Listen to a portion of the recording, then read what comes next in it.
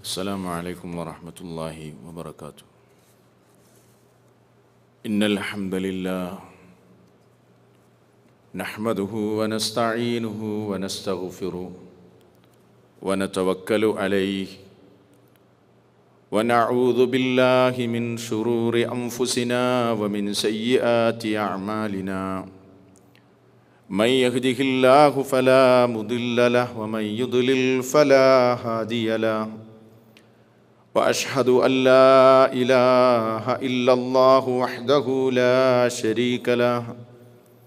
وأشهد أن محمدًا عبده ورسوله أرسله بالحق بشيرًا ونذيرًا وداعيًا إلى الله بإذنه وسراجًا منيرًا ليظهره على الدين كله ولو كره المشركون. اللهم صل على محمد وعلى آل محمد كما صليت على إبراهيم وعلى آل إبراهيم. اللهم بارك على محمد وعلى آل محمد كما باركت على إبراهيم وعلى آل إبراهيم إنك حميد مجيد.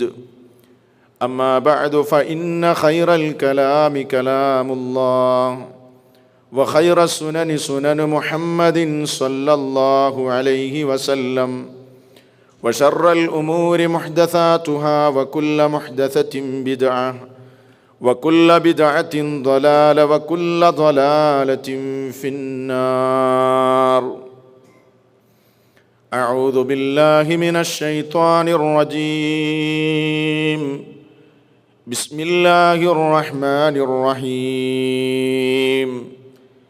أفرأيت إن متعناهم سنين ثم جاءهم ما كانوا يوعدون ما أغنى عنهم ما كانوا يمتعون. الموت باب وكل الناس داخله فليت شعري بعد الباب ما الدار.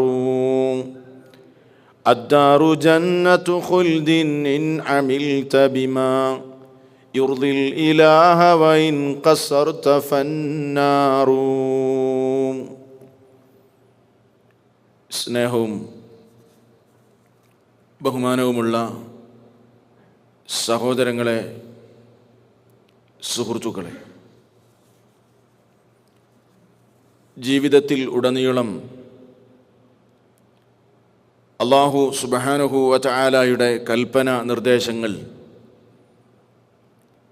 കഴിവിൻ്റെ പരമാവധി കാത്തു സൂക്ഷിക്കണമേ എന്ന് ആമുഖത്തിൽ സ്വന്തത്തെ മറക്കാതെ നിങ്ങളെ ഓരോരുത്തരെയും ഓർമ്മപ്പെടുത്തുകയാണ്. നമുക്കറിയാം, ഇസ്ലാമിലെ വിശ്വാസ കാര്യങ്ങളിൽ ഏറ്റവും പ്രധാനമായ വിഷയം ഏതൊരു മുസ്ലിമും അർത്ഥശങ്കക്കിടയില്ലാതെ പറയും തൗഹീദ് അഥവാ ഏകദൈവ വിശ്വാസമാണെന്ന്. എന്നാൽ ഇസ്ലാമിലെ വിശ്വാസ കാര്യങ്ങളെ ക്രമീകരിക്കുമ്പോൾ ഓരോന്നിനും അതിൻ്റെ മുൻഗണന ക്രമത്തിൻ്റെ അടിസ്ഥാനത്തിൽ നമ്മളതിനെ വേർതിരിക്കുന്ന സന്ദർഭത്തിൽ, എണ്ണിവരുന്ന സന്ദർഭത്തിൽ അല്ലാഹു സുബ്ഹാനഹു വ തആലയിലുള്ള വിശ്വാസവും അവൻ്റെ ഏകത്വവുമൊക്കെ അംഗീകരിക്കുകയും മനസ്സിലാക്കുകയും ചെയ്തു കഴിഞ്ഞാൽ പിന്നീട് വിശ്വാസകാര്യങ്ങളിൽ വളരെ പ്രധാനമായ ഒരു വിശ്വാസമാണ്, അതല്ലെങ്കിൽ ഒരു വിഷയമാണ് മരണാനന്തര ജീവിതം എന്നത്. അഥവാ പരലോകവുമായി ബന്ധപ്പെട്ട മരണം മുതലുള്ള തുടർന്നുള്ള കാര്യങ്ങൾ. ആ വിഷയങ്ങളിൽ വളരെ കൃത്യവും വ്യക്തവുമായ ഒരു ധാരണ എപ്പോഴും ഒരു മുസ്ലിമിന് ഉണ്ടാകണം എന്നത് വളരെ അനിവാര്യമായ ഒരു വിഷയവും കൂടിയാണ്. സഹോദരങ്ങളെ, ഈ ഭൗതിക ജീവിതത്തിൽ നമ്മളിങ്ങനെ ജീവിച്ചു കൊണ്ടിരിക്കുന്ന ഈ സാഹചര്യം, കളിയും തമാശകളും വിനോദങ്ങളുമൊക്കെ നിറഞ്ഞു നിൽക്കുന്ന ഒരു ലോകമാണല്ലോ നാം ജീവിച്ചു കൊണ്ടിരിക്കുന്ന ഈ ഭൗതിക ലോകം. ഈ ജീവിതത്തിനിടയിൽ ബഹുഭൂരിപക്ഷം ജനങ്ങളും വിസ്മരിച്ചു പോകുന്ന, അതല്ലെങ്കിൽ മറന്നു പോകുന്ന ഒരു പരമസത്യമാണ്, ഒരു നാൾ ഈ ലോകത്ത് നിന്ന് എനിക്ക് യാത്ര തിരിക്കേണ്ടി വരും എന്ന ബോധം അഥവാ മരണചിന്ത. ഞാൻ എൻ്റെ പ്രിയപ്പെട്ടവരെയും ഞാൻ ഏറെ സ്നേഹിക്കുന്നവരെയും ഞാൻ സമ്പാദിച്ചുണ്ടാക്കിയ എൻ്റെ സമ്പൽ കൂമ്പാരങ്ങളെയും എന്തിനേറെ എൻ്റെ ഹൃദയത്തിൽ സ്ഥാനം പിടിച്ച ഞാൻ ഇഷ്ടപ്പെടുന്ന സർവ്വ സുഖഭോഗങ്ങളും ഒഴിവാക്കി ഞാൻ യാത്ര തിരിക്കേണ്ട ഒരു ദിവസം, അതല്ലെങ്കിൽ ഒരു സമയം വരാനുണ്ടല്ലോ എന്ന ബോധം ഭൗതിക ജീവിതത്തിലെ നിസാരമായ മധുരങ്ങൾ നുകരുന്ന മനുഷ്യർ മറന്നുപോകുകയാണ്. വിശ്വാസികൾ എന്ന നിലക്ക് നമ്മുടെ മനസ്സിൽ എപ്പോഴും പച്ച പിടിച്ച് നിൽക്കേണ്ട ഒരു ചിന്തയാണ് സഹോദരങ്ങളെ, ഞാൻ മരിക്കുമല്ലോ എന്ന ചിന്ത. ഞാൻ മരിക്കേണ്ടവനാണല്ലോ എന്ന ബോധം നമ്മുടെ മനസ്സിൽ എത്ര കണ്ട് പച്ച പിടിച്ചു നിൽക്കുന്നുവോ അത്രത്തോളം നന്മയിലൂടെ മുന്നേറാൻ നമുക്കത് ഏറെ സഹായകമാണ്. എന്നാൽ മരണത്തെ സംബന്ധിച്ചുള്ള ചിന്തയും ഓർമ്മയും നമ്മുടെ മനസ്സിൽ നിന്ന് എന്ന് അകന്നു പോകുന്നുവോ, ഭൗതിക ജീവിതത്തിൻ്റെ സുഖഭോഗങ്ങളിൽ മുഴുകി മടക്കയാത്രയെക്കുറിച്ച് മറന്നുപോകുന്ന മനുഷ്യൻ, അവന് നന്മയിലൂടെ മുന്നേറാൻ സാധ്യമല്ല. അവനെപ്പോഴും അവൻ്റെ മനസ്സിലുള്ള ചിന്ത സുഖിക്കണം, അനുഭവിക്കണം, ആസ്വദിക്കണം എന്ന ചിന്തയായിരിക്കും. അതുകൊണ്ട് തന്നെ സഹോദരങ്ങളെ, മനുഷ്യനെ ഉപദേശിക്കാൻ നമ്മൾ ഉപദേശകന്മാരെ കണ്ടെത്തുകയാണെങ്കിൽ ഏറ്റവും നല്ല ഉപദേശകൻ ആരാണെന്ന ചോദ്യത്തിന് സത്യവിശ്വാസി പറയും, കഫാ ബിൽ മൗതി വാഇലൻ, മരണം മതി ഉപദേശകനായി, മരണം മതി എനിക്ക് ഉപദേശകനായി. ഏറ്റവും നല്ല എന്നെ ഉപദേശിക്കാനുള്ള ഉപദേശകൻ, എല്ലാം അവസാനിപ്പിച്ച് ഞാൻ തിരിച്ചു പോകേണ്ട യാത്രയെ സംബന്ധിച്ചു മരണമെന്ന ഉപദേശകൻ സംസാരിക്കാതെ എന്നെ ഉപദേശിച്ചു കൊണ്ടിരിക്കുകയാണ്. ആ ഉപദേശം വലിയ ഉപദേശമാണ് സഹോദരങ്ങളെ. മഹാനായ ഉമർ റളിയല്ലാഹു അൻഹു അദ്ദേഹത്തിൻ്റെ മോതിരത്തിൽ കൊത്തിവെച്ച ഒരു വാചകമുണ്ടായിരുന്നുവെന്ന് ചരിത്രത്തിൽ നമുക്ക് കാണാൻ കഴിയും.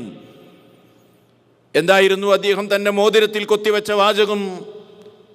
കഫാ ബിൽ മൗതി വാഇലൻ യാ ഉമർ, ഉമറേ, നിന്നെ ഉപദേശിക്കാൻ നിനക്കുള്ള ഉപദേശകനായി മരണം പോരെ? മരണം മതിയില്ലേ നിന്നെ ഉപദേശിക്കാൻ? ആ ഉപദേശകൻ മാത്രം പോരെ നിനക്ക്?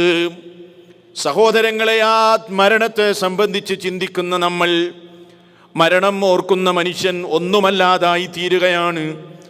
അവൻ്റെ നിസാരത അവന് ബോധ്യപ്പെടുകയാണ്. മടക്കയാത്രയെക്കുറിച്ച് ഓർക്കുമ്പോൾ നന്മ ചെയ്യാൻ അവൻ്റെ മനസ്സിൽ ആവേശമുണ്ടാകുകയാണ്. നന്മയിലേക്ക് ധൃതിപ്പെട്ടു വരാൻ അവന് പ്രചോദനമേകുകയാണ്. ഞാൻ എന്തിനു മടിച്ചു നിൽക്കണം? ഞാൻ എപ്പോൾ മടങ്ങും എന്നെനിക്ക് അറിയില്ലല്ലോ. എൻ്റെ നാഥൻ എപ്പോഴാണ് എന്നെ വിളിക്കുന്നത് എന്നെനിക്കറിയില്ലല്ലോ. അതുകൊണ്ട് ഞാനിങ്ങനെ ഈ ഭൗതിക ജീവിതത്തിൻ്റെ നിസാര മധുരങ്ങൾ ആസ്വദിച്ചുകൊണ്ട് ഇവിടെ സുഖിച്ച് ജീവിക്കേണ്ടവനല്ലല്ലോ എന്ന ബോധം മനുഷ്യൻ്റെ മനസ്സിലേക്ക് കടന്നു വരണമെങ്കിൽ അവൻ ധാരാളമായി അവൻ്റെ അന്ത്യത്തെ സംബന്ധിച്ച് ചിന്തിക്കണം. അതുകൊണ്ടാണ് റസൂൽ സല്ലല്ലാഹു അലൈഹി വസല്ലം പറഞ്ഞത്, അക്സിറൂ ദിക്റ ഹാദിമിൽ ലദ്ദാത്ത്, സർവസുഖങ്ങളെയും മുറിച്ചു കളയുന്ന ഒന്നിനെ സംബന്ധിച്ച് നിങ്ങൾ ധാരാളമായി ചിന്തിക്കണേ, ഓർക്കണേ. നല്ലവണ്ണം നിങ്ങൾ ഓർക്കണം. എപ്പോഴും നിങ്ങളുടെ മനസ്സിൽ ആ ചിന്തയുണ്ടാകണം. ധാരാളമായ ആ ദിക്ർ നിങ്ങളുടെ മനസ്സിൽ ഉണ്ടാകണം, ഓർമ്മയുണ്ടാകണം. ഏതാണ് എല്ലാം മുറിച്ചു കളയുന്ന ഒന്ന്? യഅനി അൽ മൗത്ത്, അത് തന്നെയാണ് മരണം. മരണത്തെ സംബന്ധിച്ച് ചിന്തിക്കാനും ഓർക്കാനും ഹബീബായ മുഹമ്മദുർ റസൂലുള്ളാഹി സ്വല്ലല്ലാഹു അലൈഹി വസല്ലം നമ്മളോട് ആവശ്യപ്പെട്ടിരിക്കുകയാണ്. ഈ ഉപദേശം അക്ഷരം പ്രതി ജീവിതത്തിൽ ഉൾക്കൊണ്ടവരായിരുന്നു സഹാബാക്കളും മുൻഗാമികളുമൊക്കെ. മുൻഗാമികൾ എപ്പോഴും മരണത്തെ സംബന്ധിച്ച് ഓർക്കുമായിരുന്നു. അവർക്ക് ഈ ദുനിയാവ് ഒന്നുമല്ലായിരുന്നു. ഈ ദുനിയാവിലെ സുഖഭോഗങ്ങൾ മരണാനന്തര ജീവിതത്തെ അപേക്ഷിച്ച് അവർക്ക് നിസാരമായിരുന്നു. അതുകൊണ്ട് തന്നെ മഹാന്മാര് പറയുമായിരുന്നു, ലൗ ഗഫല ഖൽബി അൻ ദിക്രിൽ മൗതി സാഅതൻ വാഹിദതൻ ലഫസദ ഖൽബി. ഞാൻ എൻ്റെ ജീവിതത്തിൽ ഒരു മണിക്കൂർ അതല്ലെങ്കിൽ ഒരു കുറഞ്ഞ സമയം മരണത്തെ സംബന്ധിച്ച് അശ്രദ്ധമായി പോയാൽ ലഫസദ ഖൽബി, എൻ്റെ ഹൃദയം ഫസാദായത് തന്നെ എന്ന് മഹാന്മാര് പറയാനുള്ള കാരണം അതാണ് സഹോദരങ്ങളെ. അതുകൊണ്ട് ഈ ഒരു ബോധം നമുക്കുണ്ടാകണം. പക്ഷേ ഈ ബോധം എങ്ങനെ നമ്മുടെ മനസ്സിൽ ഉണ്ടാക്കാൻ കഴിയും? മടക്കയാത്രയെ സംബന്ധിച്ച് ഇടയ്ക്കിടയ്ക്ക് നമ്മുടെ മനസ്സിൽ എങ്ങനെ ചിന്തയുണ്ടാകും? കേവലം ഒരു പ്രഭാഷണം കൊണ്ട് മാത്രം സാധ്യമാണോ? ഒരു ഖുത്ബ കൊണ്ട് മാത്രം സാധ്യമാണോ? ഒരു ലേഖനം കൊണ്ട് മാത്രം സാധ്യമാണോ? 5 മിനിറ്റ് ദൈർഘ്യമുള്ള ഒരു ഉപദേശം കൊണ്ട് മാത്രം സാധ്യമാണോ? സാധ്യമല്ല. അത് സാധ്യമാകണമെങ്കിൽ നമ്മുടെ മനസ്സിനെ നാം പഠിപ്പിക്കേണ്ട ചില കാര്യങ്ങളുണ്ട്. അതെന്താണ്? നമ്മുടെ മനസ്സിനെ നാം പഠിപ്പിക്കേണ്ട വളരെ പ്രധാനമായ ചില കാര്യങ്ങൾ. അതിലൊന്നാമത്തെ കാര്യം, ഞാൻ ജീവിച്ചുകൊണ്ടിരിക്കുന്ന ഈ ദുനിയാവ് നിസാരമാണ്. ഈ ദുനിയാവ് ഒന്നുമല്ല. ഈ ദുനിയാവ് വളരെ നിസാരമാണ്, നൈമിഷികമാണ്. ഞാനെന്നും ഇവിടെ ജീവിക്കില്ല. ഞാൻ ഉണ്ടാക്കിയതൊന്നും എന്നും ഇവിടെ നിലനിൽക്കില്ല. എൻ്റെ ആരോഗ്യം എന്നും നിലനിൽക്കില്ല. എൻ്റെ കറുത്ത മുടികൾക്ക് ജരാനര ബാധിക്കുന്ന സമയം വരാനുണ്ട്. എൻ്റെ ഈ മിനുസമുള്ള തൊലിക്ക് അതിന് ചുളിവ് വരാനുള്ള സമയം അടുത്തുകൊണ്ടിരിക്കുകയാണ്. എൻ്റെ ആരോഗ്യത്തിന് ക്ഷതം വരാനുള്ള സമയം അടുത്തുകൊണ്ടിരിക്കുകയാണ്.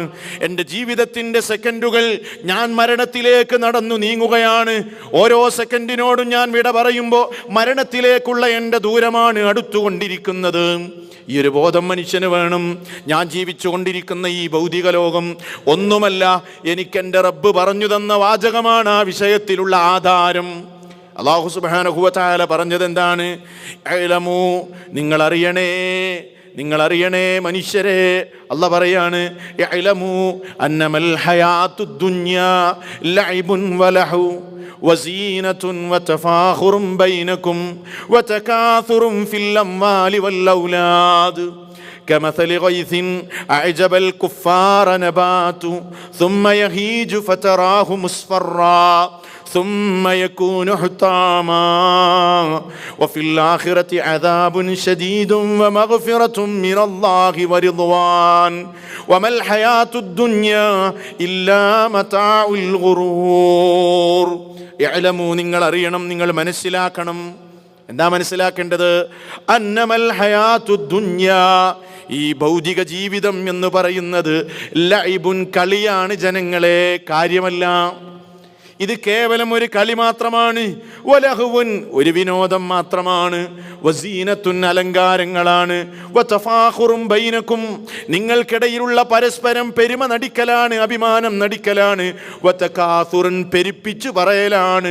ഫിൽ അംവാലി വൽ ഔലാദി, ധനത്തിൻ്റെ വിഷയത്തിലും മക്കളുടെ കാര്യത്തിലുമൊക്കെ പെരുമ നടിക്കലും ഫഖ്ർ പറയലും കേവലം ചില അലങ്കാരങ്ങളും ചില വിനോദങ്ങളും ചില വിനോദ വാർത്തകളും ചില കളി തമാശകളും മാത്രമാണ് ഈ ദുനിയാവ്.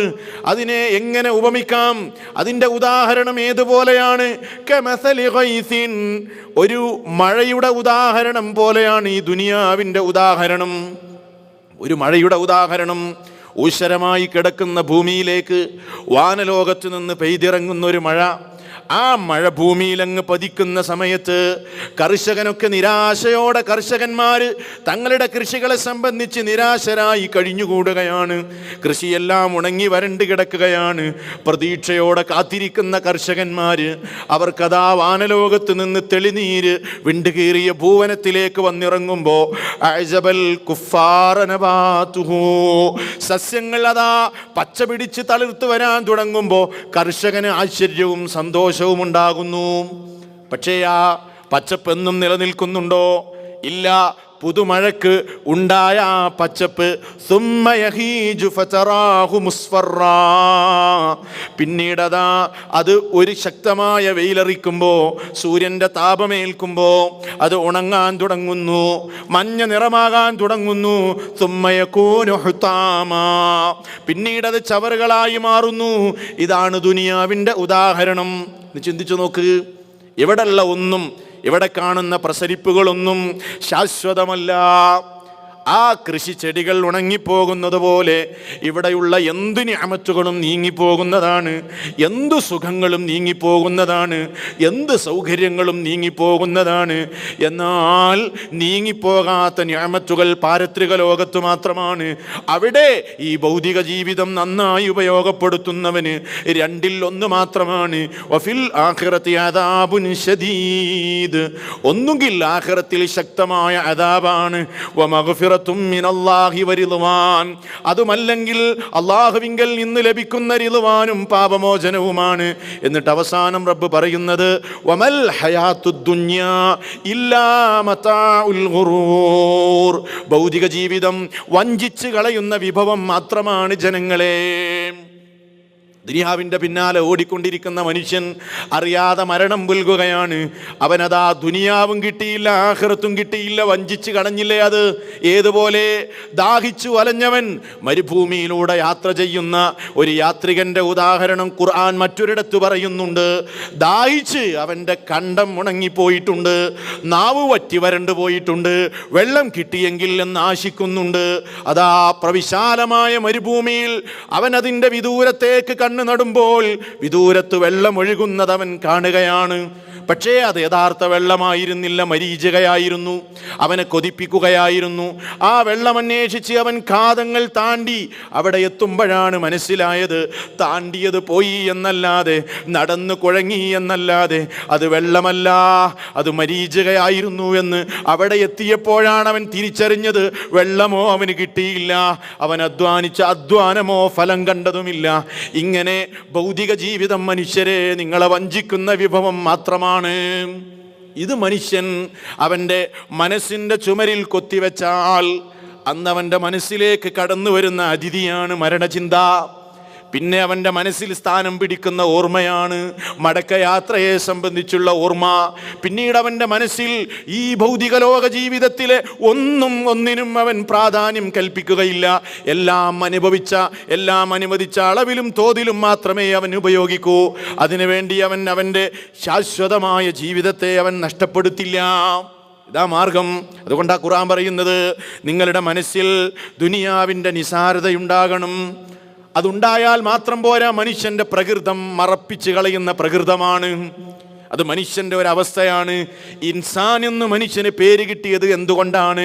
മറക്കുന്ന പ്രകൃതം മറ്റു ജീവികളെക്കാൾ കൂടുതലാണ് മനുഷ്യരിലുള്ളത്. നസിയ എന്ന പദത്തിൽ നിന്നാണ് ഇൻസാൻ ഉണ്ടായത്.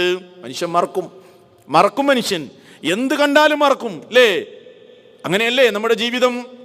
ചിലപ്പോൾ അപകട മരണങ്ങൾ നമ്മൾ കാണാറുണ്ട്, കേൾക്കാറുണ്ട്. പെട്ടെന്ന് നാം സ്നേഹിക്കുന്ന ആളുകൾ മരിച്ചു പോകാറുണ്ട്. ദാരുണമായ മരണവാർത്തകൾ കേൾക്കാറുണ്ട്. ആ മരണവാർത്തകൾ കേൾക്കുമ്പോൾ ആഴ്ചകൾ പിന്നീട് നമുക്ക് രുചികരമായി ഭക്ഷണം കഴിക്കാൻ കഴിയുന്നില്ല. ജീവിതത്തിൽ അനുവദിച്ചതൊന്നും ആസ്വദിക്കുമ്പോൾ ആസ്വാദനം കിട്ടുന്നില്ല. നമ്മുടെ മനസ്സിങ്ങനെ പിടിച്ചു കുലുക്കുകയാണ് നമ്മെ. എൻ്റെ പ്രിയപ്പെട്ടവനല്ലേ യാത്രയായത്, ഞാൻ ഇഷ്ടപ്പെട്ടവനല്ലേ യാത്രയായത്, എൻ്റെ സുഹൃത്തല്ലേ യാത്ര പോയത്, എനിക്ക് യാത്ര പോകണ്ടേ? എൻ്റെയും സ്ഥിതി അതല്ലേ? ഞാനെത്ര നിസാരനാണ്, ഞാനെത്ര ദുർബലനാണ്, ഞാനെത്ര ലഈഫാണ്. മനുഷ്യൻ്റെ മനസ്സിൽ ആ ഓർമ്മ വരും. പക്ഷേ ആഴ്ചകൾ കഴിഞ്ഞ്, അതേപോലെ ദിവസങ്ങൾ പിന്നിട്ട്, മാസങ്ങൾ കഴിയുമ്പോഴേക്ക് ആ മനസ്സിൽ നിന്ന് ആ ചിന്ത മറന്നു പോകുകയാണ്. അത് മണ്ണിട്ട് മൂടുകയാണ്. പഴയ ജീവിതത്തിലേക്ക് തന്നെ മനുഷ്യൻ തിരിച്ചു വരികയാണ്. എന്താണ് ഇത് സംഭവിക്കുന്നത്? മനുഷ്യൻ്റെ പ്രകൃതം അങ്ങനെയാണ്, മറവി കൂടുതലാണ്. മറക്കുന്നില്ലെങ്കിൽ മനുഷ്യൻ ഇവിടെ ജീവിക്കാനും സാധ്യമല്ല. അതുകൊണ്ട് ഇസ്ലാം പറയുന്നു, ഈ ഓർമ്മയുണ്ടാകാൻ വേണ്ടി ഇസ്ലാം ചില കാര്യങ്ങൾ മനുഷ്യ ജീവിതത്തിൽ സംവിധാനിച്ചിരിക്കുകയാണ്, നിയമമാക്കിയിരിക്കുകയാണ്. മരണചിന്ത നമ്മുടെ മനസ്സിലുണ്ടാകാൻ ഇസ്ലാം പഠിപ്പിച്ച മറ്റൊരു സുന്നത്തായ കർമ്മമാണ്, നിങ്ങൾ ഇടയ്ക്കിടയ്ക്ക് ഖബർ സിയാറത്ത് ചെയ്യണേ. നിങ്ങൾ ഖബറിൻ്റെ അടുത്ത് പോകണം, ഖബറിൻ്റെ അടുത്ത് പോകണം. ആദ്യ കാലഘട്ടത്തിൽ, ഇസ്ലാമിൻ്റെ ആദ്യ കാലഘട്ടത്തിൽ ഖബർ സിയാറത്ത് വിരോധിക്കപ്പെട്ടിരുന്നു. പിന്നീട് നബി സല്ലല്ലാഹു അലൈഹി വസല്ലം അതാ സ്വഹാബത്തിന് പഠിപ്പിച്ചു കൊടുക്കുകയാണ്, നിങ്ങൾ കുന്തു നഹൈതുകും അൻ സിയാറത്തിൽ ഖുബൂരി ഫസൂറൂഹാ ഫഇന്നഹാ തുദക്കിറുകുമുൽ ആഖിറ. ഞാൻ നിങ്ങളോട് ഖബർ സിയാറത്ത് വിരോധിച്ചിരുന്നു, ഇനി നിങ്ങൾ ഖബർ സിയാറത്ത് ചെയ്യണം. അവരുടെ വിശ്വാസം രൂഢമൂലമായപ്പോൾ ഇനി ഖബർ ആരാധിക്കുകയില്ലെന്ന് പ്രവാചകന് ബോധ്യമായപ്പോ ഇനി ഖബറാളിയോട് സങ്കടം പറയാൻ എൻ്റെ ഈ സമുദായം, എൻ്റെ ഈ അനുചരന്മാര് തയ്യാറാകില്ലെന്ന് റസൂലുള്ളാഹി സ്വല്ലല്ലാഹു അലൈഹി വസല്ലമക്ക് വഹയി കിട്ടിയപ്പോഴാണ് ഖബർ സിയാറത്ത് അനുവദിച്ചു കൊടുത്തത്.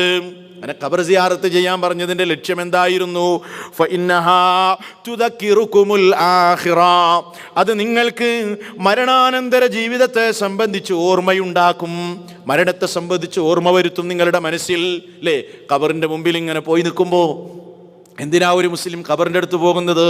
ഖബറാളിയോട് ദുആ ചെയ്യാനാണോ? ഖബറാളിയോട് സങ്കടം പറയാനാണോ? അല്ല. ഇസ്ലാം ഖബറിൻ്റെ അടുത്ത് പോകാൻ പറഞ്ഞത് 2 ലക്ഷ്യങ്ങൾക്ക് വേണ്ടിയാണ്. ഒരു ലക്ഷ്യം, ആ ഖബർ കാണുമ്പോൾ മരണചിന്ത വരും, ഖബർ കാണുമ്പോൾ മരണചിന്ത വരും, പരലോകബോധം വരും. മാത്രമല്ല, ആ ഖബറിൽ കിടക്കുന്ന നമ്മുടെ പ്രിയപ്പെട്ട മനുഷ്യന് ആരായിരിക്കട്ടെ, ഭാര്യയാകട്ടെ, മക്കളാകട്ടെ, ഉമ്മയാകട്ടെ, അയൽവാസിയാകട്ടെ, സുഹൃത്താകട്ടെ, ആരാകട്ടെ, ഇനി ആ മനുഷ്യനൊരു അമല് ചെയ്യാൻ അവസരമില്ല, ഇനി ഒരു ഇബാദത്ത് ചെയ്യാൻ അവസരമില്ല. അമലുമായി ബന്ധം മുറിക്കപ്പെട്ടിരിക്കുകയാണ്. ഇനി അയാൾക്ക് നമ്മുടെ ദുആ കൊണ്ട് മാത്രമേ പ്രയോജനമുള്ളൂ. അതുകൊണ്ട് മനസ്സറിഞ്ഞ് ആ ഖബറിൽ കിടക്കുന്ന ഉമ്മക്ക് വേണ്ടി, റബ്ബേ എൻ്റെ ഉമ്മയുടെ ഖബറൊന്ന് വിശാലമാക്കണേ, എൻ്റെ ഉമ്മയോടൊന്ന് കരുണ കാണിക്കണേ, എൻ്റെ വാപ്പയോട് കരുണ കാണിക്കണേ, എൻ്റെ പ്രിയപ്പെട്ടവൾക്ക് പുറത്തു കൊടുക്കണേ എന്ന് മനസ്സറിഞ്ഞു പറയാനുള്ള അവസരമാണ് രണ്ടാമത്തേത്. ഇതിന് ഖബറിൻ്റെ അടുത്ത് പോകാൻ ഇസ്ലാം പറഞ്ഞു. ആ ഖബറിൻ്റെ അടുത്ത് നിൽക്കുന്ന നേരം മനുഷ്യൻ്റെ മനസ്സതാ അവനെ പഠിപ്പിക്കുകയാണ്. ഇന്നലെ സുഖലോലുപരായി ജീവിച്ച മനുഷ്യന്മാർ, ഇന്നലെ സുന്ദരമായി കിടന്നുറങ്ങിയവർ, ഇഷ്ടമുള്ള ഭക്ഷണം കഴിച്ചവർ, ഇഷ്ടമുള്ള വസ്ത്രം ധരിച്ചവർ, ജീവിതത്തിൽ ഇഷ്ടപ്പെട്ടതൊക്കെ ആസ്വദിച്ചിരുന്നവർ, ഇന്നതാ 6 അടി മണ്ണിൽ അന്തിയുറങ്ങുകയാണ്. നാളെ ഞാനും അവിടെ വന്ന് കിടക്കേണ്ടവനല്ലേ, എൻ്റെ അഹങ്കാരം കൊണ്ട് കാര്യമില്ലല്ലോ, എൻ്റെ താൻ പോരുമയുണ്ട്, എന്ത് ഉപകാരമാണുള്ളത്, ഞാനും എൻ്റെ റബ്ബിൻ്റെ വിളിക്ക് ഉത്തരം ചെയ്ത് ഇവിടെ വന്ന് കിടക്കേണ്ടവനല്ലേ എന്ന ബോധം മനുഷ്യൻ്റെ മനസ്സിലുണ്ടാകുകയാണ്. റസൂലുള്ളാഹി സ്വല്ലല്ലാഹു അലൈഹി വസല്ലം അതിന് പറയുകയാണ്, നിങ്ങൾ ഖബർ സന്ദർശിക്കണേ എന്ന്. ആലോചിക്കണം സഹോദരങ്ങളെ, ആലോചിക്കണം. പക്ഷേ മനുഷ്യൻ അത്യാഗ്രഹിയാണെന്നാണ് റസൂൽ സ്വല്ലല്ലാഹു അലൈഹി വസല്ലം പറയുന്നത്. മനുഷ്യന് 2 ആഗ്രഹമാണത്രേ ഈ ദുനിയാവിലുള്ളത്. അള്ളാഹുവിൻ്റെ റസൂൽ സല്ലല്ലാഹു അലൈഹി വസല്ലം പറയുന്നു, മനുഷ്യൻ ഇങ്ങനെ വാർദ്ധക്യത്തിലേക്ക് നീങ്ങിക്കൊണ്ടിരിക്കുമ്പോഴും അവനതാ അവൻ്റെ ജീവിതത്തിൽ 2 കാര്യങ്ങൾ എന്നും യൗവനത്തിലാണ്. മനുഷ്യൻ വാർദ്ധക്യത്തിലേക്ക് നീങ്ങുമ്പോഴും 2 എണ്ണം യൗവനം പ്രാപിച്ചു കൊണ്ടിരിക്കുകയാണ്. യഹ്റമു ഇബ്നു ആദമ വതശിബ്ബു മിൻഹു ഇസ്നതാൻ. ആദമിൻ്റെ സന്തതികളിൽ എന്നും 2 എണ്ണം യൗവനത്തിലാണ്, 2 എണ്ണം 16ലാണ്. ഏതാണ്? ഒന്ന് അൽ ഹിർസു അലൽ മാൽ, ഒന്ന് ധനത്തോടുള്ള അടങ്ങാത്ത ആഗ്രഹമാണ്. 2 വൽ ഹിർസു അലൽ ഉംരി, എന്നും ഇവിടെ ജീവിക്കണം എന്ന ഒരിക്കലും അവസാനിക്കാത്ത ആഗ്രഹമാണ്. ഇത് മനുഷ്യന്റെ മനസ്സിലുണ്ട്. വിശ്വാസി ഇതിനെ ഈമാൻ കൊണ്ട് തിരുത്തേണ്ടതുണ്ട്. സത്യവിശ്വാസി ഇതിനെ ഈമാൻ കൊണ്ട് തിരുത്തേണ്ടതുണ്ട്. അങ്ങനെ മരണത്തെ സംബന്ധിച്ചുള്ള ചിന്തയുണ്ടാകണം. ഒരാൾക്കും അതിൽ നിന്ന് രക്ഷപ്പെടാനാകില്ലെന്ന് നമുക്കറിയാം. എങ്കിലും അത് നമ്മുടെ മനസ്സിനെ നമ്മൾ പഠിപ്പിക്കണം. നിങ്ങൾ നോക്കൂ, ലോകം കണ്ട നേതാക്കളിൽ അഷ്റഫുൽ ഖൽഖ്, അമ്പിയാക്കന്മാരുടെ നേതാവ്, നമ്മുടെയൊക്കെ ജീവന്റെ ജീവനായ ഹബീബ്, ഈ ലോകത്തിനുണ്ടായ ഏറ്റവും വലിയ മുസീബത്ത് റസൂലുള്ളാഹി സ്വല്ലല്ലാഹു അലൈഹി വസല്ലമയുടെ വിയോഗമായിരുന്നു. അല്ലേ, മുസ്ലിമിനുണ്ടായ ഏറ്റവും വലിയ മുസീബത്ത് എന്താ? റസൂലുള്ളാഹി സ്വല്ലല്ലാഹു അലൈഹി വസല്ലമയുടെ വിയോഗം. അല്ലേ, അള്ളാഹുവിൻ്റെ പ്രവാചകൻ മരണം സംഭവിക്കാൻ കാരണമായ രോഗത്തിൽ കിടക്കുകയാണ്. അങ്ങനെ വളരെ വേദനാജനകമായ വേദനകൾ അനുഭവിച്ച് കിടക്കുകയാണ്. ഹദീസുകളിൽ കാണാം, ആ സമയത്ത് അതാ ഹദീസുകളിൽ കാണാം റസൂൽ സല്ലല്ലാഹു അലൈഹി വസല്ലം യഅനി ലമ്മാ വജദ റസൂലുള്ളാഹി സല്ലല്ലാഹു അലൈഹി വസല്ലം മിൻ കർബിൽ മൗതി മാ വജദാ, മരണം സംഭവിക്കാൻ കാരണമായ ആ രോഗം സംഭവിച്ച് വേദന അനുഭവിച്ചു കൊണ്ടിരിക്കുമ്പോൾ ഖാലത്ത് ഫാത്തിമ, തൻ്റെ പുന്നാര മകളായ ഫാത്തിമ ബീവി റളിയല്ലാഹു അൻഹ പറയുകയാണ്, വാക്കർബാ, എൻ്റെ വാപ്പയുടെ ഒരു വേദന, എൻ്റെ വാപ്പ അനുഭവിക്കുന്ന വേദന സഹിക്കാനാവാതെ പൊന്നുമകൾ വേദനയോടെ പറയുമ്പോൾ അത് കേൾക്കുന്നു റസൂൽ സല്ലല്ലാഹു അലൈഹി വസല്ലം. അത് ആ പൊന്നുമോളെ ആശ്വസിപ്പിക്കുന്നൊരു വചനം കാണാം. യാ ബുനയ്യ, എൻ്റെ പൊന്നുമകളെ, ഇന്നഹു ഖദ് ഹളറ മിൻ നബീക് മാ ലൈസല്ലാഹു ബിതാരികിം മിൻഹു അഹദാ. എൻ്റെ പൊന്നുമകളെ, നീ ഒരു കാര്യം മനസ്സിലാക്കണം. എന്ത്? വാപ്പാക്ക് ഇപ്പോൾ വന്ന ഈ അവസ്ഥയില്ലേ, ഈ അവസ്ഥ ഒരു മനുഷ്യന്റെ വിഷയത്തിലും അള്ളാഹു ഉപേക്ഷിക്കുന്നതല്ല. മാ ലൈസല്ലാഹു ബിതാരികിം മിൻഹു അഹദാ. ഈ ഒരവസ്ഥയിൽ നിന്ന് ഒരാൾക്കും അള്ളാഹു ഉപേക്ഷ വരുത്തിയിട്ടില്ല. അത് തന്നെയാണ് നിന്റെ വാപ്പക്കും വന്നിട്ടുള്ളത്. അതുകൊണ്ട് അതിൽ വ്യസനിച്ചിട്ട് കാര്യമില്ല മകളെ. നമ്മളെ മനസ്സിനെ പഠിപ്പിക്കണം അല്ലേ? അങ്ങനെ ആരെങ്കിലും മരണത്തിൽ നിന്ന് രക്ഷപ്പെടുമായിരുന്നെങ്കിൽ റസൂലുള്ളാഹി സ്വല്ലല്ലാഹു അലൈഹി വസല്ലമിനെ അല്ലാഹു രക്ഷപ്പെടുത്തുമായിരുന്നു. പക്ഷെ എല്ലാവരും മരിക്കും. ആർക്കും അതിൽ നിന്ന് രക്ഷപ്പെടാനാകില്ല. ആർക്കും അതിൽ നിന്ന് രക്ഷപ്പെടാനാവില്ല. അൽ മൗതു ബാബുൻ വകുല്ലുൻ നാസി ദാഖിലുഹു ഫലൈത ശഅരി ബഅദൽ ബാബി മദ്ദാറു അദ്ദാറു ജന്നത്തു ഖൽദിൻ ഇൻ അമിൽത ബിമാ യുർദില്ലാഹ വ ഇൻ ഖസർത ഫന്നാറു. ഒരു കവി അദ്ദേഹത്തിൻ്റെ മനോഹരമായ ഈരടികളിലൂടെ ഈ യാഥാർത്ഥ്യം നമ്മെ പഠിപ്പിക്കുകയാണ്. അൽ മൗതു ബാബുൻ, മരണമെന്ന കവാടം, മരണമെന്ന ഡോറ്, വകുല്ലുന്നാസി ദാഖിലുഹു, എല്ലാവരും ആ ഡോറിലൂടെ പ്രവേശിക്കേണ്ടവരാണ്, എല്ലാവരും ആ ഡോറിലൂടെ പോകേണ്ടവരാണ്. ഫലൈത ശഅരി ബഅദൽ ബാബി മദ്ദാറു, ഞാൻ ആ കവാടത്തിലേക്ക് പ്രവേശിച്ചാൽ പിന്നീട് ഞാൻ ഏത് വീട്ടിലേക്കാണ് ചെല്ലുന്നതെന്ന് ഞാനൊന്നറിഞ്ഞിരുന്നെങ്കിൽ, എനിക്കറിയില്ലല്ലോ ഞാൻ പ്രവേശിച്ച കവാടം ഏത് വീടിൻ്റെ കവാടമാണെന്ന് എനിക്കറിഞ്ഞിരുന്നെങ്കിൽ. അദ്ദാറു ജന്നത്തു ഖുൽദിൻ ഇൻ അമിൽത ബിമാ യുർദിൽ ഇലാഹ വ ഇൻ ഖസർത ഫന്നാറു. ഞാൻ അമൽ ചെയ്ത് അള്ളാഹുവിനെ തൃപ്തിപ്പെടുത്തിയേ അമൽ ചെയ്തിട്ടുണ്ടായിരുന്നെങ്കിൽ എൻ്റെ കവാടം ശാശ്വതമായ ഭവനമായ സ്വർഗത്തിലേക്കുള്ള കവാടമാണ്.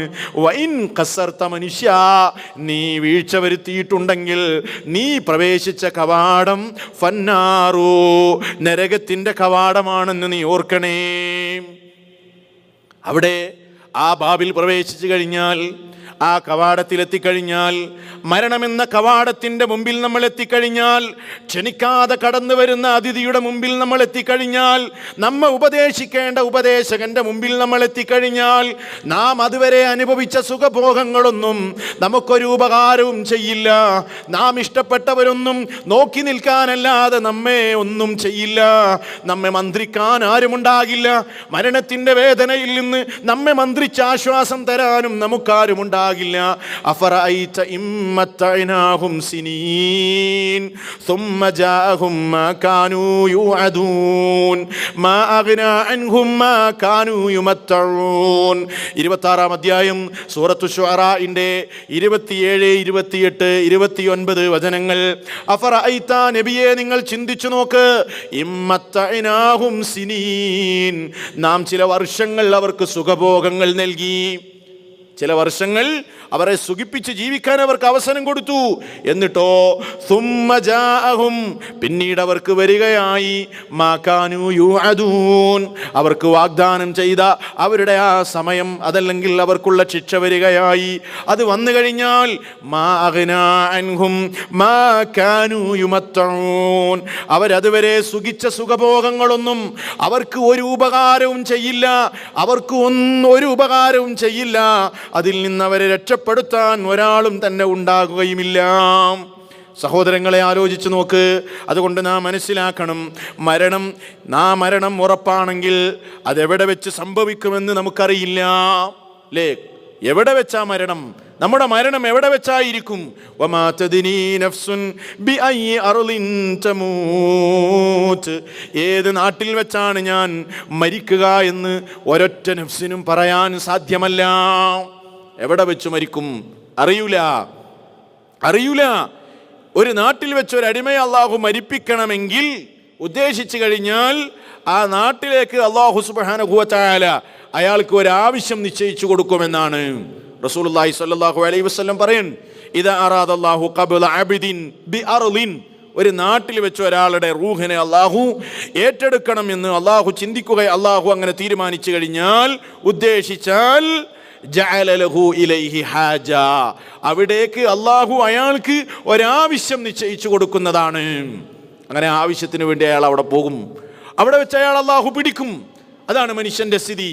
നോക്കൂ നിങ്ങൾ, ഉഹദ് യുദ്ധം നടന്നുകൊണ്ടിരിക്കുന്ന സന്ദർഭം ഖുർആനിൽ നിന്ന് നമ്മൾ മനസ്സിലാക്കണം. ഉഹദ് യുദ്ധം നടന്നുകൊണ്ടിരിക്കുന്ന സന്ദർഭമാണ്. അങ്ങനെ നബി സല്ലല്ലാഹു അലൈഹി വസല്ലം യുദ്ധത്തിന് വേണ്ടി എല്ലാവരെയും വിളിച്ചു. പക്ഷേ ചില മുനാഫിക്കുകൾ യുദ്ധത്തിന് വരാൻ തയ്യാറായില്ല. അവർ പറഞ്ഞു, ഞങ്ങൾ യുദ്ധത്തിന് വരില്ല, ഞങ്ങൾക്ക് ചില കാരണങ്ങളുണ്ട്. അങ്ങനെ അതാ അവർ യുദ്ധത്തിൽ നിന്ന് പിന്തിരിയുകയാണ്, യുദ്ധത്തിന് പോകുന്നില്ല. അങ്ങനെ ഉഹദ് യുദ്ധം കഴിഞ്ഞപ്പോൾ കുറേ മുഅ്മിനീങ്ങൾ ആ യുദ്ധത്തിൽ ശുഹദാക്കളായി മാറി. അതേപോലെ തന്നെ കുറേ മുസ്ലിമീങ്ങൾക്ക് പരിക്കുകൾ പറ്റി. ഇങ്ങനെ ഈ നിലക്കുള്ള പ്രയാസങ്ങൾ ഉണ്ടായപ്പോൾ മുനാഫിക്കുകൾ പറയാൻ തുടങ്ങി, എന്ത്?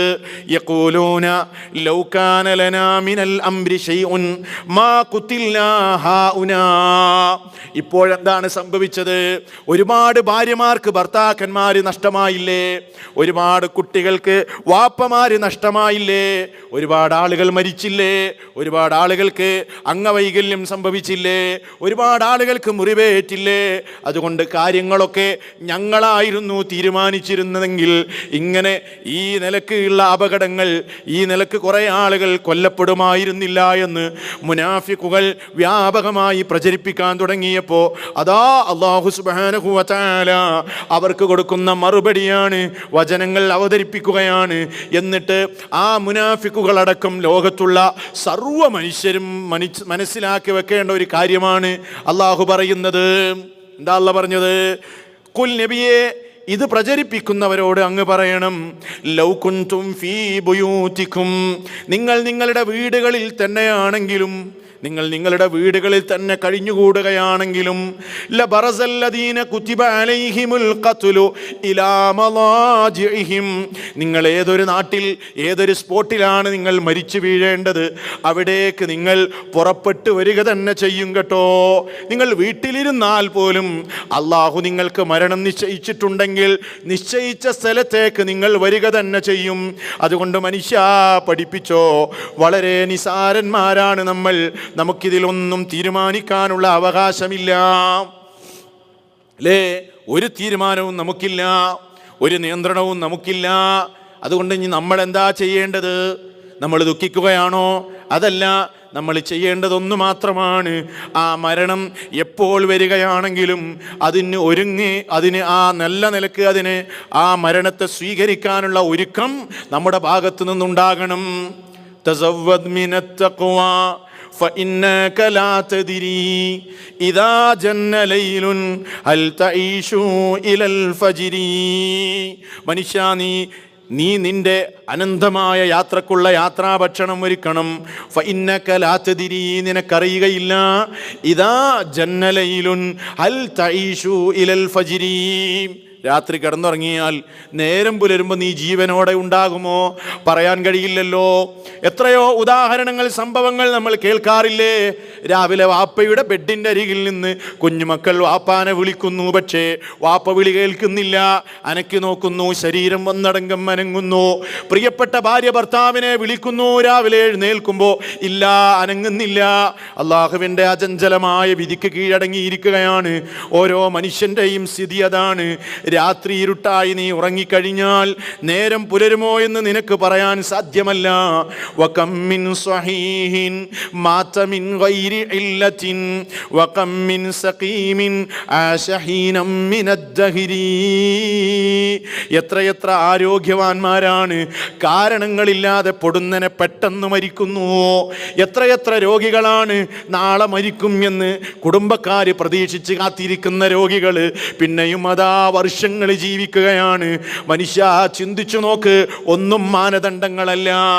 വകം മിൻ ഫതൻ അംസാ വഅസ്ബഹ ളാഹികൻ വഖദ് നൂസിജത് അക്ഫാനുഹു വഹുവ ലാ യദ്രി. എത്രയെത്ര യുവാക്കളാണ് ആനന്ദിച്ച് ഉല്ലസിച്ച് ആഹ്ലാദിച്ച് ചിരിച്ചു കളിച്ച് ജീവിച്ചു കൊണ്ടിരിക്കുന്നത്.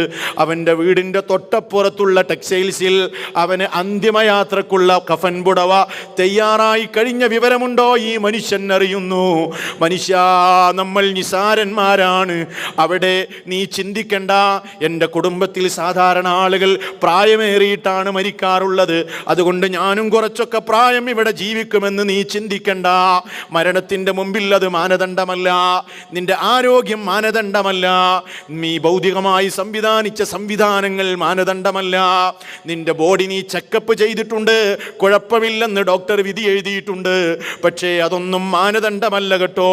അതുകൊണ്ട് തന്നെ നീ മനസ്സിലാക്കേണ്ടതെന്ത്?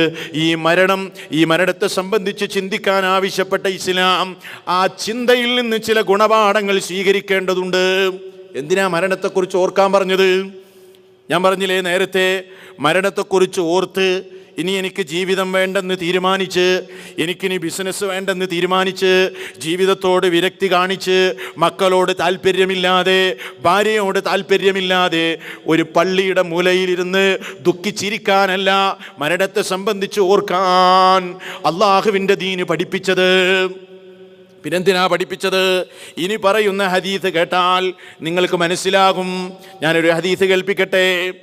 നോക്കൂ, ഇബ്നു ഉമർ റളിയല്ലാഹു അൻഹു റിപ്പോർട്ട് ചെയ്യുന്ന ഹദീസാണ്. മഹാനായ സ്വഹാബി പറയുന്നു, അത്തൈതു നബിയ സല്ലല്ലാഹു അലൈഹി വസല്ലം ആശിറു അശറത്തിൻ, 10ൽ ഒരാളായി ഞാൻ അള്ളാഹുവിൻ്റെ റസൂലിൻ്റെ മജ്ലിസിൽ ചെന്നു. ഞാൻ നബി സല്ലല്ലാഹു അലൈഹി വസല്ലമയുടെ മജ്ലിസിൽ ഇങ്ങനെ നിൽക്കുന്ന സമയത്ത്, അതല്ലെങ്കിൽ ഇരിക്കുന്ന സമയത്ത്, ഫജാഅ റജുലുൻ മിനൽ അൻസാർ, അൻസാറുകളിൽ നിന്നൊരു സഹോദരൻ റസൂൽ സല്ലല്ലാഹു അലൈഹി വസല്ലമയുടെ സദസ്സിൽ വന്നു. എന്തിനാണ് ആ സഹോദരൻ വന്നത്? ഫഖാൽ, ആ സഹോദരൻ വന്നിട്ട് നബി സല്ലല്ലാഹു അലൈഹി വസല്ലമയോട് ചോദിക്കാണ്, യാ നബി അല്ലാഹ്, അല്ലാഹുവിൻ്റെ നബിയേ, അല്ലാഹുവിൻ്റെ നബിയേ, മൻ അഖിയസുന്നാസി വഅഹ്സമുന്നാസ്, ജനങ്ങളിൽ ഏറ്റവും വലിയ ബുദ്ധിമാൻ ആരാണെന്ന് എനിക്കൊന്ന് പറഞ്ഞു തരണം നബിയേ. ചോദ്യമാണ് നബിയോടുള്ള. ഏറ്റവും വലിയ ബുദ്ധിമാൻ ആരാണ്? ജനങ്ങളിൽ വെച്ച് ഏറ്റവും വലിയ സമർത്ഥൻ ആരാണ്? വല്ലാത്തൊരു ചോദ്യമാണത്, അല്ലേ? നല്ലൊരു ചോദ്യമാണ്. അറിയാൻ വേണ്ടി സ്വഹാബി ചോദിച്ചതാണ്, അല്ലേ? നമ്മളാണെങ്കിൽ എന്താ പറയുക? ഏറ്റവും നല്ല ബുദ്ധിമാൻ എന്ന് പറഞ്ഞാൽ നല്ല ബിസിനസ് ട്രിക്കുള്ള, കച്ചവട മേഖലയിൽ നല്ല ബുദ്ധിയുള്ള, ഭൗതിക വിഭവങ്ങൾ സമാഹരിക്കുന്ന വിഷയത്തിൽ നല്ല കൂർമ്മ ബുദ്ധിയുള്ള, ഭൗതിക കാര്യങ്ങളിൽ ഇടപെടുമ്പോൾ പക്വമായി ഇടപെടുന്ന, തൻ്റെ ഭാവിയെക്കുറിച്ച് നല്ല നിലക്കുള്ള ചിന്തയുള്ള, ആ നിലക്കുള്ള സമർത്ഥന്മാരാണ് ബുദ്ധിമാന്മാരെന്ന് ഒരുപക്ഷെ നമ്മൾ മറുപടി പറഞ്ഞേക്കാം. പക്ഷേ നബി സല്ലല്ലാഹു അലൈഹി വസല്ലം കൊടുത്ത മറുപടി കേൾക്കണോ? അല്ലാഹുവിൻ്റെ റസൂൽ പറയുകയാണ്, അക്തറുഹും ദിക്റൻ ലിൽ മൗത്ത്, ആ ജനങ്ങളിൽ ധാരാളമായി മരണത്തെക്കുറിച്ച് ഓർക്കുന്നത് ആരാണോ അവനാണ് ഏറ്റവും നല്ല ബുദ്ധിമാൻ. മരണത്തെക്കുറിച്ച് ഓർക്കുക മാത്രമല്ല, വഅശദ്ദുഹും ഇസ്തിഅദാദൻ ലിൽ മൗത്ത്, മരണത്തിന് വേണ്ടി നന്നായി തയ്യാറെടുക്കുന്നത് ആരാണോ അവനാണ് ബുദ്ധിമാൻ. ഉലൈകൽ അഖിയാസ്, അവർ തന്നെയാണ് ബുദ്ധിമാന്മാർ. നബി സല്ലല്ലാഹു അലൈഹി വസല്ലം പറയാണ്, അള്ളാഹുവിൻ്റെ റസൂല് പറയാണ്, എന്ത്? മരണമുണ്ട്. പഠിച്ചോനെ, മരണമുണ്ടല്ലോ, ഇന്നല്ലെങ്കിൽ നാളെ പോകണല്ലോ, മടങ്ങണല്ലോ. പക്ഷെ എൻ്റെ കയ്യിൽ എന്താ ഉള്ളത്? എൻ്റെ കയ്യിൽ എന്താ ഉള്ളത്? ആ മരണത്തിന് വേണ്ടി ഞാൻ എന്താ തയ്യാറാക്കിയത്? ഇല്ലേ? സൗദി അറേബ്യയിലേക്ക് തിരിച്ചു വരികയാണെങ്കിൽ, ലീവിന് പോയിട്ട് മടങ്ങി വരികയാണെങ്കിൽ, തിരിച്ചു വരുന്ന നാളുകൾക്ക് മുമ്പ്, ഏകദേശം 10 ദിവസങ്ങൾക്ക് മുമ്പൊക്കെ നമ്മൾ ഇടയ്ക്കിടയ്ക്ക് പാസ്പോർട്ട് എടുത്ത് പരിശോധിക്കാൻ തുടങ്ങും. എക്സ്പയറി ആയിട്ടുണ്ടോ? എൻ്റെ പാസ്പോർട്ട് വാലിഡിറ്റി ഇല്ലേ? എൻ്റെ ടിക്കറ്റ് കൺഫേം അല്ലേ? എൻ്റെ യാത്രയ്ക്ക് ആവശ്യമായ രേഖകളൊക്കെ ഞാൻ എൻ്റെ പെട്ടിയിൽ, എൻ്റെ ബാഗിൽ ഞാൻ ഒരുക്കി വെച്ചിട്ടില്ലേ എന്ന് പലതവണ നമ്മൾ ചിന്തിക്കുകയും ആലോചിക്കുകയും യാത്രാരേഖകളെ സംബന്ധിച്ച് കൃത്യമായ ബോധമുള്ളവരാകുകയും ചെയ്യും. പക്ഷേ സഹോദരങ്ങളെ, ചിന്തിച്ചു നോക്ക്, അനന്തമായ ഇനി മടക്കമില്ലാത്ത യാത്രയ്ക്ക് വേണ്ടി നമ്മളെന്താണ് ഒരുങ്ങിയത്? നമ്മുടെ കയ്യിൽ എന്താണുള്ളത്? നമ്മൾ അതിനു വേണ്ടി എന്ത് തയ്യാറെടുപ്പാണ് നടത്തിയത്? ഇപ്പോൾ നമ്മൾ തിരിച്ചു വിളിക്കുകയാണെങ്കിൽ നമ്മുടെ സ്ഥിതി എന്തായിരിക്കും? ഇടപാടുകൾ നമ്മുടെ മേഖലയിൽ, നമ്മുടെ ജീവിത മേഖലയിൽ കൃത്യമാണോ? നാം കൊടുക്കാനുള്ള ഇടപാടുകളില്ലേ? നാം പലരുടെയും ഹക്ക് നമ്മുടെ കൈവശമില്ലേ? നാം പലരോടും പല നിലക്കും, ഇനിയും പല നിലക്കും നമ്മൾ നിലക്കുള്ള ബന്ധങ്ങൾ നന്നാക്കേണ്ടതില്ലേ? നമ്മൾ തൗബ ചെയ്യേണ്ടതില്ലേ? വലിയ പാപങ്ങൾ സംഭവിച്ചവരില്ലേ? തൗബ ചെയ്യേണ്ടവരല്ലേ? ഇസ്തിഗ്ഫാർ വർദ്ധിപ്പിക്കേണ്ടവരല്ലേ? ജീവിതം നന്നാക്കേണ്ടവരല്ലേ? ഈ നിലക്ക് ഒരുങ്ങുന്നതാരാണോ അവനാണ് ബുദ്ധിമാൻ, അവനാണ് ഏറ്റവും വലിയ ബുദ്ധിയുള്ളവൻ എന്നാണ് റസൂലുള്ളാഹി സ്വല്ലല്ലാഹു അലൈഹി വസല്ലം നമുക്ക് പഠിപ്പിച്ചു തന്നിട്ടുള്ളത്. അതുകൊണ്ട് സഹോദരങ്ങളെ, ഈ ഒരു ബോധം നമ്മുടെ മനസ്സിലുണ്ടാകണം. ഈ ഒരു ചിന്ത നമ്മുടെ മനസ്സിൽ എന്ന് നിലനിൽക്കുന്നുവോ അന്ന് നമ്മൾ നന്നാകും. അന്ന് നമ്മുടെ ജീവിതത്തിൽ മാറ്റങ്ങൾ ഉണ്ടാകും. അന്ന് നമ്മുടെ ജീവിതത്തിൽ നന്മകൾ പച്ചപിടിച്ചു നിൽക്കും. അന്ന് നമ്മുടെ ജീവിതത്തിൽ ഭൗതിക ജീവിതത്തോടുള്ള അടങ്ങാത്ത ആഗ്രഹമില്ലാതാകും. അതാണ് നമ്മൾ മനസ്സിലാക്കേണ്ടത്. ഈ വിഷയം പരിപൂർണമായിട്ടില്ല. ഇതുമായി ബന്ധപ്പെട്ട ചില കാര്യങ്ങൾ കൂടെ ഇൻഷാ അല്ലാഹ് വരും ക്ലാസ്സുകളിലൂടെ നിങ്ങൾ ഓർമ്മപ്പെടുത്തേണ്ടതുണ്ട്. മരണം 2 നിലക്കുണ്ട്. 2 നിലക്കുള്ള മരണങ്ങൾ ഇസ്ലാമിക പ്രമാണങ്ങൾ പഠിപ്പിച്ചിട്ടുണ്ട്. അവിടെ നാം മനസ്സിലാക്കേണ്ട കാര്യങ്ങൾ ഇൻഷാ അല്ലാഹ് വരും ക്ലാസ്സുകളിൽ വിശദീകരിക്കുന്നുണ്ട്. അതുപോലെ തന്നെ മരണാനന്തര ജീവിതം അത് സത്യമാണോ അതോ അത് മിഥ്യയാണോ? മരണാനന്തര ജീവിതത്തിലുള്ള അവസ്ഥകൾ എന്തെല്ലാം? എല്ലാം നമ്മൾ പഠിക്കുകയും മനസ്സിലാക്കുകയും ഈ സന്ദേശം മറ്റുള്ളവരിലേക്ക് എത്തിച്ചു കൊടുക്കുകയും ചെയ്യേണ്ടതുണ്ട്. അതുകൊണ്ട് സത്യമായി മനസ്സിലാക്കുകയും അത് ഉൾക്കൊള്ളുകയും അത് ജീവിതത്തിൽ പകർത്തുകയും ചെയ്യണം സഹോദരങ്ങളെ. കേവലം ഉപദേശങ്ങൾ കേൾക്കുക മാത്രമല്ല, കേൾക്കുന്ന ഉപദേശങ്ങൾ ജീവിതത്തിൽ അതിന് സ്വാധീനമുണ്ടാകണം. പരമകാരുണ്യകന്റെ യഥാർത്ഥ ദാസന്മാരുടെ ഒരു പ്രത്യേകതയാണത്. അവർ കേൾക്കുന്ന ഉപദേശങ്ങൾ, അവർ ശ്രമിക്കുന്ന ഉപദേശങ്ങൾ, വഅദുകൾ, തദ്കീറുകൾ, അതിനോട് അവർ അന്ധത കാണിക്കുകയില്ല. അതിനോടവർ അന്ധമായ മനോഭാവം കാണിക്കുകയില്ല. അതിനോടവർ പോസിറ്റീവായ നിലക്ക് പ്രതികരിക്കുന്നവരാണെന്ന് പരമകാരുണ്യകന്റെ ദാസന്മാരുടെ സവിശേഷതകൾ എണ്ണിപ്പറയുന്ന കൂട്ടത്തിൽ വിശുദ്ധ ഖുർആൻ സൂറത്തുൽ ഫുർഖാനിൻ്റെ അവസാന ഭാഗത്ത് വിശദീകരിച്ചിട്ടുണ്ട് സഹോദരങ്ങളെ. അതുകൊണ്ട് ആ നിലക്കുള്ള ഗുണങ്ങൾ ആർജിച്ചെടുക്കാൻ നമ്മൾ പരിശ്രമിക്കുക. സർവ്വലോകരക്ഷിതാവായ നാഥൻ അവൻ്റെ ഇഷ്ടമനുസരിച്ച് പ്രവർത്തിക്കുന്ന, ഏത് സമയത്ത് അവൻ തിരിച്ചു വിളിക്കുകയാണെങ്കിലും ആ വിളിക്ക് ഉത്തരം ചെയ്യാൻ പറ്റുന്ന പാകതയിൽ ജീവിതത്തെ ക്രമീകരിക്കുന്ന സത്യവിശ്വാസികളിൽ നമ്മെ ഏവരെയും ഉൾപ്പെടുത്തി അനുഗ്രഹിക്കുമാറാകട്ടെ. അവസാനം ലാ ഇലാഹ ഇല്ലല്ലാഹ് ഉരുവിട്ടുകൊണ്ട് മരണപ്പെടാനുള്ള മഹാഭാഗ്യം അല്ലാഹു സുബ്ഹാനഹു വ തആല നമുക്കെല്ലാവർക്കും നൽകി അനുഗ്രഹിക്കുമാറാകട്ടെ. നമ്മുടെ പര്യവസാനം ആഖിബത്ത് അല്ലാഹു നന്നാക്കുമാറാകട്ടെ. നമ്മിൽ നിന്ന് മരണപ്പെട്ടു പോയ നമ്മുടെ സുഹൃത്തുക്കൾ, ബന്ധുക്കൾ, അതുപോലെ മാതാപിതാക്കൾ, പ്രിയപ്പെട്ടവർ, ഈമാനോടുകൂടെ മരണപ്പെട്ട എല്ലാവർക്കും അല്ലാഹു പുറത്തു കൊടുക്കുമാറാകട്ടെ. അവരുടെ ഖബറിടങ്ങൾ വിശാലമാക്കി കൊടുക്കുമാറാകട്ടെ. അവരുടെ ബർസഖ് നന്നാക്കി കൊടുക്കുമാറാകട്ടെ. നാളെ അവരെയും നമ്മെയും അവൻ്റെ ജന്നാത്തുൽ ഫിർദൗസിൽ അവൻ ഒരുമിച്ച് ചേർക്കുമാറാകട്ടെ. ഫിത്നകളിൽ നിന്നും മുസീബത്തുകളിൽ നിന്നും അല്ലാഹു നമ്മെ കാത്തുരക്ഷിക്കുമാറാകട്ടെ. പ്രത്യക്ഷമായതും പരോക്ഷമായതുമായ സർവ്വ മുസീബത്തുകളിൽ നിന്നും ഫിത്നകളിൽ നിന്നും അല്ലാഹു നമുക്ക് സംരക്ഷണം നൽകി നമ്മെ അനുഗ്രഹിക്കുമാറാകട്ടെ. ഫിത്നകളുടെ കാലഘട്ടത്തിൽ ഈമാനിനെ മുറുകെ പിടിച്ച് ജീവിക്കാനുള്ള കരുത്ത് അല്ലാഹു നമുക്ക് നൽകി അനുഗ്രഹിക്കുമാറാകട്ടെ. നാഥ, സത്യവിശ്വാസത്തിൻ്റെ മാധുര്യം നുകർന്നതിന് ശേഷം അത് നഷ്ടപ്പെടുന്ന ഹതഭാഗ്യവാന്മാരിൽ നിന്ന് ഞങ്ങളെ നീ കാത്തുരക്ഷിക്കണമേ തമ്പുരാനെ. ലോകത്ത് കഷ്ടപ്പെടുന്ന മുസ്ലിമീങ്ങൾക്ക് അല്ലാഹു ഇസ്സത്ത് പ്രദാനം ചെയ്യുമാറാകട്ടെ. ശത്രുവിനെതിരെ അവർക്ക് രക്ഷയും വിജയവും അല്ലാഹു നൽകി അനുഗ്രഹിക്കുമാറാകട്ടെ. നമ്മളിൽ നിന്ന് മാരക രോഗങ്ങൾ കൊണ്ട് കഷ്ടപ്പെടുന്നവരുണ്ട്, വേദനകൾ സഹിക്കുന്നവരുണ്ട്. പ്രാർത്ഥനകൾ കൊണ്ട് അവർ പ്രാർത്ഥിക്കാൻ വേണ്ടി വസിയ്യത്ത് ചെയ്തവരാണ്. അല്ലാഹു അവരുടെ രോഗങ്ങൾക്ക് ശമനം നൽകി അനുഗ്രഹിക്കുമാറാകട്ടെ. അവരുടെ വേദനകൾക്ക് ആശ്വാസം നൽകുമാറാകട്ടെ. ആകസ്മിക മരണങ്ങളിൽ നിന്നും, അപകട മരണങ്ങളിൽ നിന്നും, സഹിക്കാനാവാത്ത വേദനകളിൽ നിന്നും, മാരക രോഗങ്ങളിൽ നിന്നും അള്ളാഹു നമ്മെ ഏവരെയും കാത്തുരക്ഷിക്കുമാറാകട്ടെ. റബ്ബനാ തഖബ്ബൽ മിന്നാ ഇന്നക അൻത സമീഉൽ അലീം വതുബ് അലൈനാ ഇന്നക അൻത തവ്വാബുർ റഹീം. വസ്സലാമു അലൈക്കും വറഹ്മത്തുള്ളാഹി വബറകാതുഹു.